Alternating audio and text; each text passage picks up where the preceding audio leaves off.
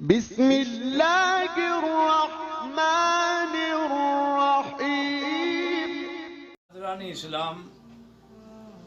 رمضان المبارک کے اس مقدس مہینے میں اللہ تعالی نے حضور صلی اللہ علیہ وسلم کی برکت سے اس امت پر عظیم انعامات عطا فرمائے۔ بعض انعامات جو ہیں وہ تو معنوی ہیں، جیسے کہ اللہ نے رمضان کا مہینہ عطا فرمایا اور اس میں لیلۃ القدر عطا فرمائی، جس رات کی عبادت خیر من الف شہر، ایک مہینے سے بھی زیادہ بہتر ہے، یعنی تقریباً 83 سال کے برابر۔ اور اسی طرح اللہ تبارک و تعالی نے صیام اور قیام رمضان کی نعمت عطا فرمائی۔ اللہ تبارک و تعالی نے افطار و سحر کی نعمت عطا فرمائی، اور صحیح حدیث مبارک میں ہے کہ للصائم فرحتان،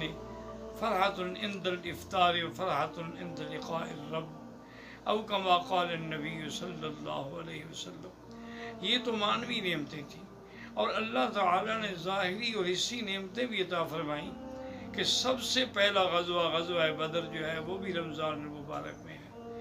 اور سب سے پہلی فتح عظیم جو مسلمانوں کو حاصل ہوئی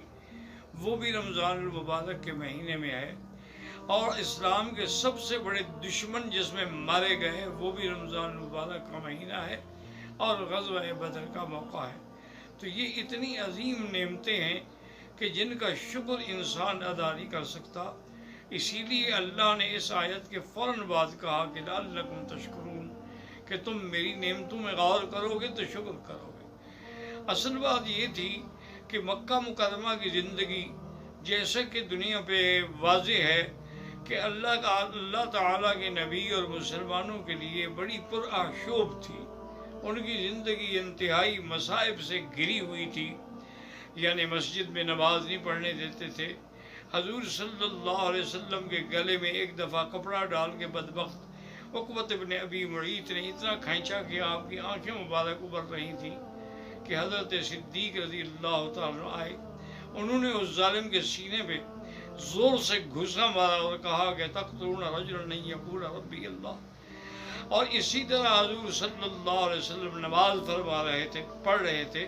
تو جب آپ سجدے میں گئے تو ظالموں نے ایک جانور کا پورا اوج لے کے حضور صلی اللہ علیہ وسلم کی پشت پہ رکھ دیا، لیکن پھر بھی حضور سبحان ربی الاعلیٰ، سبحان ربی الاعلیٰ کے وظیفے میں مشغول رہے کہ مولا تیری شان ہے کہ آج کفر کے ہاتھوں میں کعبہ ہے اور تیرے نبی کو کوئی نماز بھی نہیں پڑھنے دیتا ہے۔ اور اسی طرح شیب ابی طالب میں قریش مکہ نے مقاطعہ کیا 3 سال تک برابر، یعنی حضور صلی اللہ علیہ وسلم تک باہر کی کوئی چیز نہیں پہنچنے دی۔ حضور صلی اللہ علیہ وسلم نے شیب ابی طالب کی 3 سالہ قید بھی کاٹی، تو یہ بھی مکی زندگی میں تھا۔ اور صحابہ کرام کو اتنا مارا گیا، اتنا ستایا گیا کہ انہیں انگاروں پہ لٹایا گیا، انہیں تپتی ہوئی ریت پہ لٹایا گیا، انہیں پڑچھوں میں لپیٹ کے باندھ کے دھواں دیا گیا، اور اسی طرح بعض صحابہ رضوان اللہ علیہ اجمعین ظلم و تشدد سہتے ہوئے فوت ہو گئے۔ سب سے پہلی شہید جو ہے وہ بی بی سمیہ ہے، کہ جن کو ابی جہل نے حکم دیا کہ 2 اونٹ لائے جائیں۔ 2 اونٹ لائے گئے اور ایک ٹانگ میں رسا باندھا گیا اور ایک اونٹ کے گلے میں، اسی طرح دوسری ٹانگ میں، اور پھر کہا کہ جب میں حکم دوں تو پھر اونٹوں کو دوڑا دیں۔ تو ابی جہل نے اشارہ کیا تو اونٹ دوڑے، تو بی بی صاحبہ 2 حصوں میں تقسیم ہو گئی۔ اس کے باوجود بھی بدبخت کا سینہ ٹھنڈا نہ ہوا، اس نے آپ کے یعنی نعوذ باللہ شرم گاہ میں نیزہ بھی ساتھ میں مارا، لیکن بی بی 2 ٹکڑے ہو چکی تھی۔ تو اتنے ظلم و ستم سہنے کے بعد کچھ صحابہ نے حبشہ کی ہجرت کی اور کچھ صحابہ نے مدینہ منورہ کی ہجرت کی۔ آخر میں کافروں نے دارالندوہ میں جمع ہو کر فیصلہ کر لیا کہ اب ہم نے اللہ کے پیغمبر کو قتل کرنا ہے، لیکن جب وہ یہ فیصلے کر رہے تھے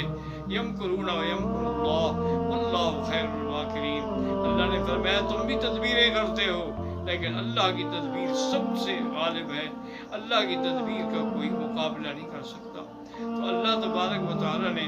حضور پاک کو حکم دیا کہ اب آپ بھی مکہ مکرمہ چھوڑیں۔ اب آپ اندازہ کریں کہ کہ جس مکے میں میرا نبی پیدا ہوا، جہاں حضور کا بچپن گزرا، جہاں حضور کا شباب آیا، جہاں حضور صلی اللہ علیہ وسلم پر وحی اتری،